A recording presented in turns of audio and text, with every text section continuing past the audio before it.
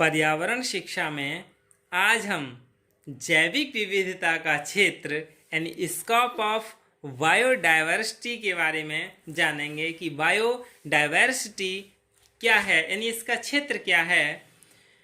जैविक विविधता इस पृथ्वी, समुद्र, वायु और आकाश में रहने वाले या बसने वाले उन समस्त सजीव प्राणी जगत के सदस्यों की परिवर्तनशीलता का ही वह अंतिम परिणाम है जो प्रजातियों के अंतर्गत, प्रजातियों में परस्पर, प्रजातियों में निर्मित पारिस्थितिक तंत्र के अंतर्गत होता है, यानी इकोसिस्टम के अंतर्गत होता है।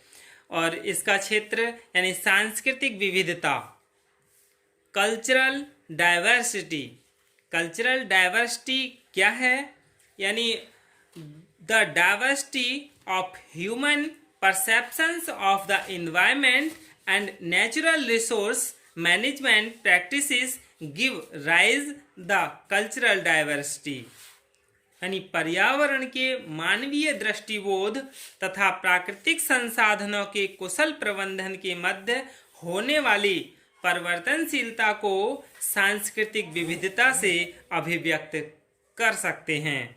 यानी विभिन्न प्रकार के पर्यावरण में प्राणी जगत के रहने, वसने और तौर तरीकों के कार्यकलापों की विविधता, इसमें मनुष्य के पहनावे, रीति रिवाज और सांस्कृतिक गतिविधियों को भी सम्मिलित किया जा सकता है।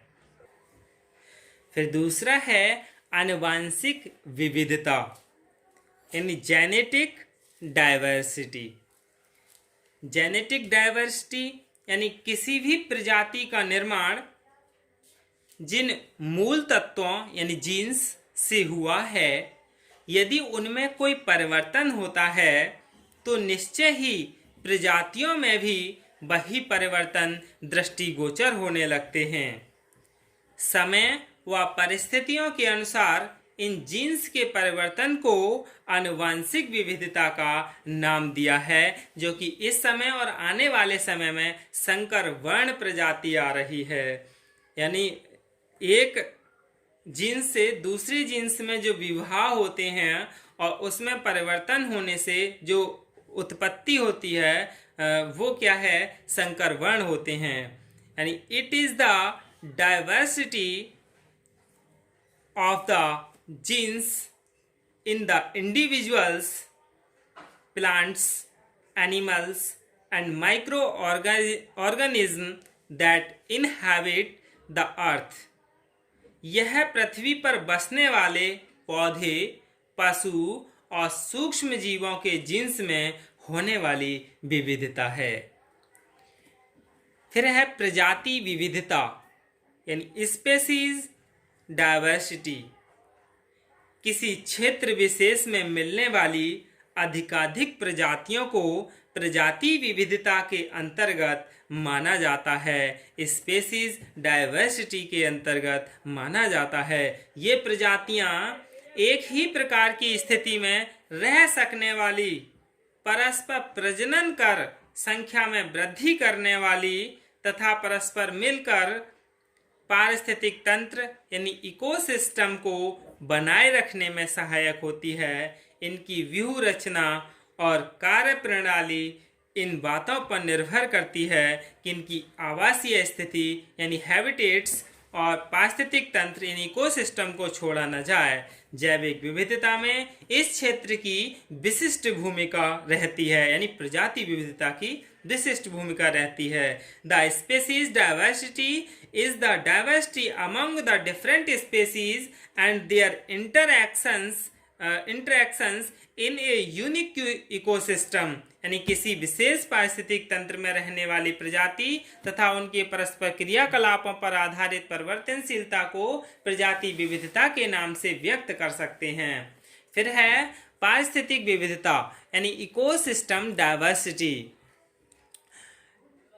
यह विविधता मूल रूप से ही नहीं बल्कि आवश्यक रूप से प्रजाति विविधता पर आधारित होती है, जिसमें आवास की प्रचुरता, एबंडेंस ऑफ हैबिटेट्स, जैविक भागीदारी यानी बायोटिक कम्युनिटी और पृथ्वी पर की पारिस्थितिक गतिविधियां यानी इकोलॉजिकल प्रोसेस सभी प्रमुख रूप से सम्मिलित होते हैं। अलग अलग स्थान पर विशेष की जैविक विविधता अलग अलग तथा स्वतंत्र रूप से व्यवस्थित होती है। जहां वृद्धि के कारण विशेष होते हैं, वहीं इनके कम होने या नष्ट होने की भिन्न भिन्न प्रकार के कारण होते हैं। How do the different species behave in a particular ecosystem may well be distinguished as an ecological diversity और इकोसिस्टम डाइवर्सिटी, यानी किसी पारिस्थितिक तंत्र विशेष विभिन्न प्रजातियों के कार्यकलापों के परिणाम स्वरूप उत्पन्न स्थिति से पारिस्थितिक विविधता जानी जा सकती है।